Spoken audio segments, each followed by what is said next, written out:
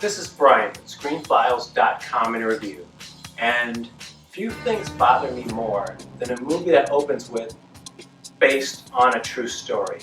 Because when you think about it, imagine the true story to be a kernel of popcorn.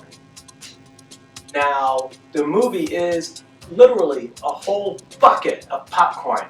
And you toss that kernel into that bucket. Can you find the truth in that? I have no idea. But the point is that movies that say that are so loosely based on the truth that they might as well not even claim to be based on the truth. In other words, it's a marketing gimmick, and I find it irritating.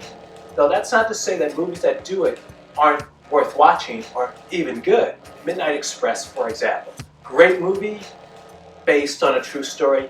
Sort of, kinda. So, when I see that, I'm on guard. Because I know someone's going to try to peddle me a whole bunch of bullshit.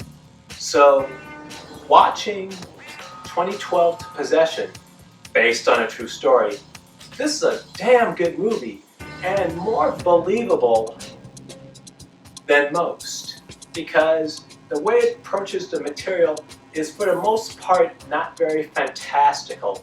Of course there are elements of it, but on the whole it's very much a character piece revolving around a family, in particular Jeffrey Dean Morgan, Kyra Sedgwick, and a daughter, Natasha Callis, who counter the supernatural and respond with terror.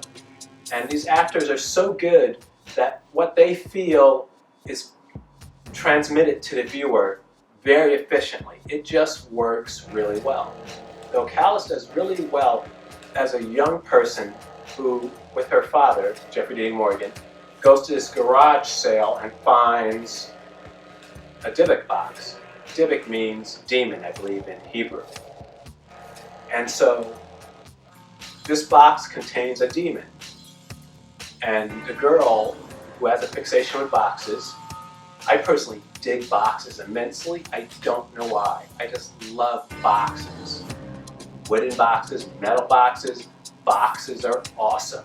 So in any case, she finds this box and her father purchases it for her because he's having marital difficulties with his wife, played by Kyra Sedgwick, and he's trying to be that kind of dad for the kids. His daughter finds a box, he buys her the box. Though it holds a demon, and this demon takes delight in the suffering of children. And so it tries to essentially possess him. And the whole movie revolves around Jeffrey Dean Morgan's character trying to come to grips with what's going on with his daughter, while at the same time he's also starting divorce proceedings with his wife because he doesn't devote the time to a relationship she thinks that it warrants. What makes this movie work so much is that the supernatural aspects are less a part of the movie than the relationship between these characters. Everyone works really well, it's so well acted, and that helps carry it in the moments that something supernatural isn't happening. So you have to keep in mind that The Possession has a relatively small budget. It only cost $14 million to produce. It made something in the ballpark of $85 million worldwide, which is a huge return on profits, though it's a very effective movie. Part of the reason it works so well is due to the direction of Bornthal, and he employs some interesting visual tricks to draw you into the story. For instance, he uses close-ups in a way that helps you better relate to the character. Now keep in mind, you don't have a lot of information on these people. You know their jobs, well, you know the husband's job at any rate. I assume the wife, Kyra Sedgwick's character, is a stay-at-home mother, though you come to have an outline at least of who these characters are. So the camera zooms in at certain points really tight to their faces. literally like this. And through it, we develop a closeness, a rapport with these characters. It's a really clever technique, and not one I see often. Overhead shots.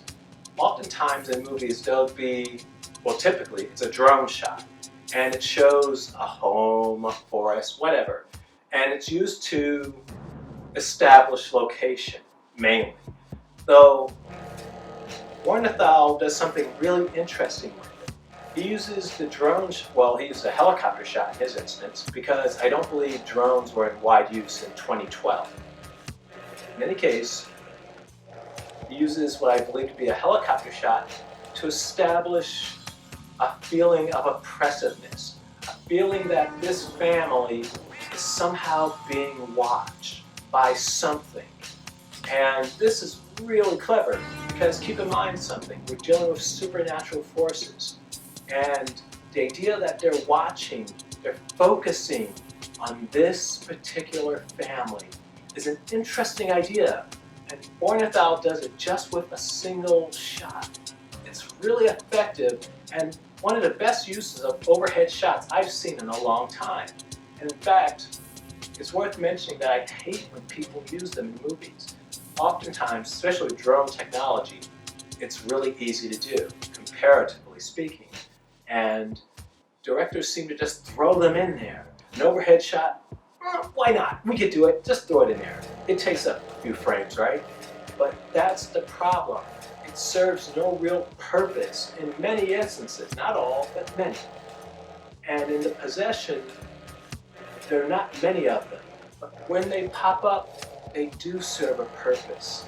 They seem to me, at any rate, to be rendering the viewer smaller, to treat the viewer as if there's something out there, something disembodied, watching, waiting, and so on.